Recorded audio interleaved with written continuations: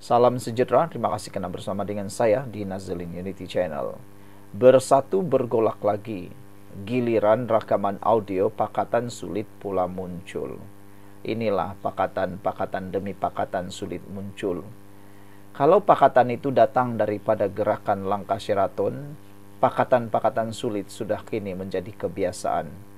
Waktu mereka menjatuhkan kerajaan Pakatan Harapan pada tahun 2000, langkah Sheraton itu berlaku, waktu itulah pakatan-pakatan sulit berlaku, dan sudah ramai yang menyatakan bahwa apa yang kamu buat itu yang kamu tuai, apa yang kamu telah mulakan itu juga yang orang akan buat.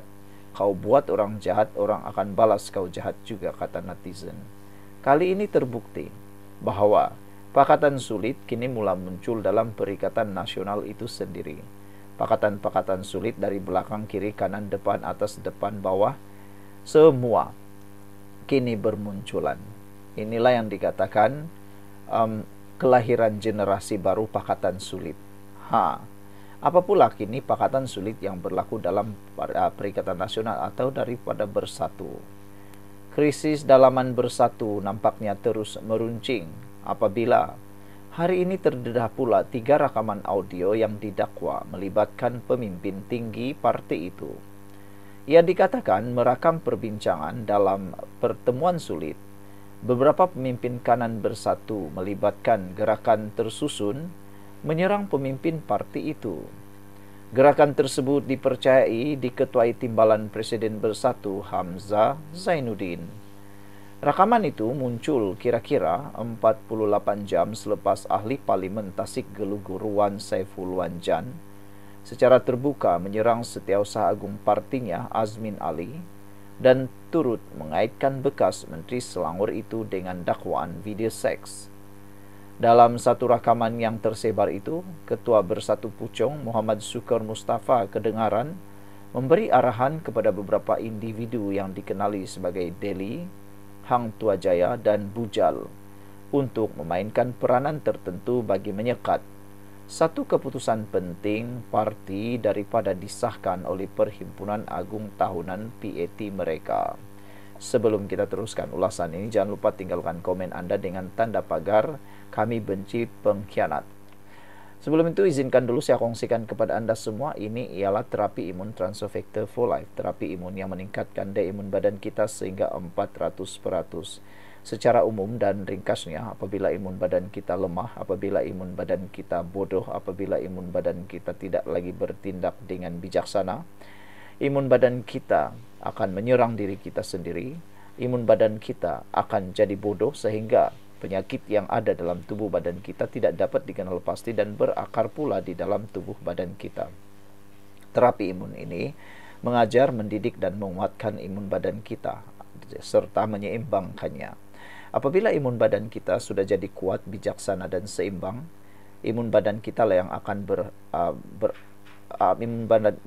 yang akan menghapuskan semua jenis penyakit yang ada dalam tubuh badan kita. Apabila imun badan kita jadi kuat, bijaksana, dan seimbang, kita sembuh daripada semua jenis penyakit.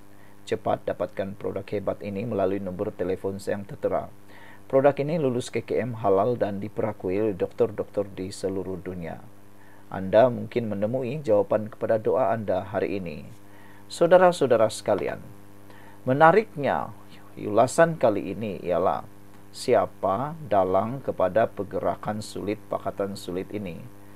Menurut ini, laporan ini, kalau dia bangun bila ada provokasi itu, kita kena jawab. Kita tak nak benda itu di-endorse dalam PAT, supaya kita boleh lawan lagi selepas ini, ujar suara lelaki itu yang dipercaya pemimpin Bersatu bahagian terbabit. Lelaki didakwa Muhammad Syukur itu turut didengar merancang agar risalah atau kain rentang dibawa masuk secara rahsia ke dalam Dewan PAT. Antara kaedah menyeludup kain rentang itu ialah dengan disembunyikan di sebalik pakaian dalam perwakilan. Simpanlah macam spendeka, dalam apakah, macam-macam kita kena fikir, katanya lagi sambil menekankan kebimbangan jika diperiksa dan dirampas oleh pihak keselamatan parti. Rakaman kedua pula dipercayai suara Wan Saiful yang menceritakan sebuah pertemuan sulit di Pejabat Hamzah. Ia dikatakan turut dihadiri beberapa pemimpin kanan PAS, termasuk presidennya Abdul Hadi Awang. Menurut Wan Saiful, dalam pertemuan tersebut, Abdul Hadi secara terbuka menyatakan sokongan kepada Hamzah untuk menjadi calon Perdana Menteri pada PRU akan datang bagi mewakili PAS dan bukannya mana-mana pemimpin lain dari parti itu. Datuk Tuan Guru Abdul Hadi tanpa berhelah dia sebut calon daripada PAS ialah Datuk Seri Hamzah Zainuddin, yang mana Datuk Seri Hamzah ada kad sebelah dakwanya. Malaysia kini sudah menghubungi para pemimpin kanan bersatu yang terkait dengan dakwaan rakaman audio berkenaan. Sekian untuk kali ini. Jangan lupa tinggalkan komen anda. Bye-bye. Hello guys, ini ialah walkie-talkie Bofeng BF888S. Dapatkannya di Shopee, murah. Guys, ini ialah headphone Onikuma K2 Pro. Hebat, luar biasa, cantik dan murah. Dapatkannya di Shopee. Guys, ini ialah power bank Mozom PB149. Murah, hebat dan dapatkannya di Shopee sekarang. Guys, ini ialah Shocks Open Swim Pro. Headphone yang hebat, kualiti hebat, tahan air. Dapatkannya di Shopee. Guys, ini ialah headphone One Audio E70 Fusion. Dapatkannya di Shopee, murah sekarang. Salam sejahtera. Adakah dengan pendedahan ini, PAS dan Bersatu memang tiada harapan lagi? Atau silap-silap hari bulan Muhyiddin letak jawatan lalu merajuk membuat parti baru atau keluar daripada parti Bersatu? Jika bukan kerana ada akta ontil 4 parti, silap-silap hari bulan ada yang akan keluar parti Bersatu. Parti Bersatu sekarang sudah semakin nazak, Bersatu pula semakin berpecah. Bukan semakin kuat, semakin berpecah. Ada juga yang cuba menyatakan bahawa parti Bersatu kini berada di telapak kaki PAS. PAS yang menentukan banyak perkara dalam parti Bersatu, kata mereka. Ini apabila satu lagi audio telah bocor, yang mana Hadi namakan Hamzah calon Perdana Menteri. PAS berteka-teki. Pada pendapat anda, adakah perebutan-perebutan ini akan berkekalan? Perebutan antara Muhyiddin, antara Hamzah Zainuddin, dan daripada PAS sendiri menjadi Perdana Menteri? Yang menjadi tanda tanya netizen ialah kalau Hamzah Zainuddin jadi Perdana Menteri dan itu pula dicalonkan oleh PAS, sejauh mana Hamzah Zainuddin boleh menjalankan tugas sebagai Perdana Menteri tanpa mengikut telunjuk daripada PAS? Ada yang khawatir, ada yang membimbangi jika Hamzah Zainuddin menjadi Perdana Menteri sekadar jadi Perdana Menteri kerana telah dicalonkan oleh Hadi, mendapat action daripada PAS supaya jadi Perdana Menteri. Ada yang risau, jangan-jangan Hamzah Zainuddin akan menjadi Perdana Menteri yang mungkin akan terpaksa mengikut telunjuk orang lain yang mencadangkan beliau. Itu semua, kata netizen, mungkin boleh berlaku. Sebelum kita teruskan ulasan ini, jangan lupa tinggalkan komen anda dengan tanda pagar Kami Sayang Malaysia. Tapi sebelum itu, izinkan dulu saya berkongsi kepada anda semua, ini ialah terapi imun Transfer Factor for Life. Terapi imun yang mendidik, menguatkan dan menyeimbangkan imun badan kita.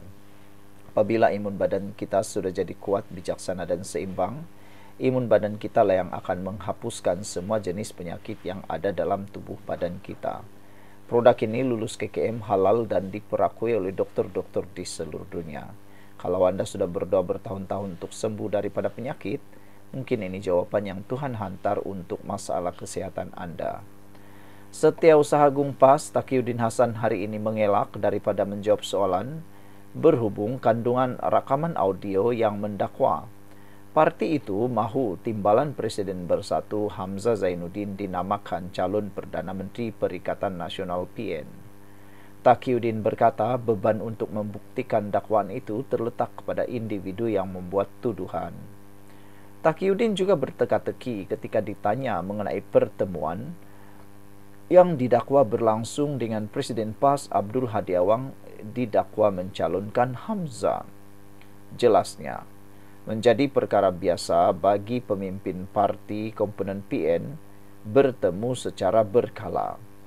Katanya, kita PAS dalam Perikatan Nasional sentiasa kita ada kepimpinan dengan gerakan, dengan MIPP, dengan apatah lagi bersatu sentiasa ada perjumpaan.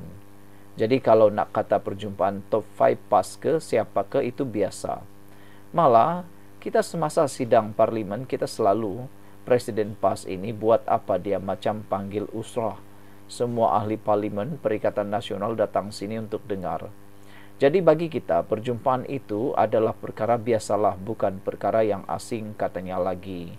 Apapun perkara yang katakan itu, siapa yang mendakwa itu dialah yang berhak membuktikan katanya lagi. Terdahulu hari ini, satu klip audio pendek tular di WhatsApp yang mengandungi suara yang mirip seseorang pemimpin bersatu, kedengaran seperti sedang bercakap kepada sekumpulan individu mendakwa. Hadi membuat cadangan itu dalam satu pertemuan antara pemimpin tertinggi PAS dengan beberapa pemimpin bersatu termasuk Hamzah. Apabila terus ditekan untuk mengesahkan atau menafikan jika PAS telah memutuskan menamakan Hamzah, Taqiyuddin kembali merujuk kepada pendirian Hadi. Sekian untuk kali ini, jangan lupa tinggalkan komen Anda, tekan butang subscribe. Bye-bye.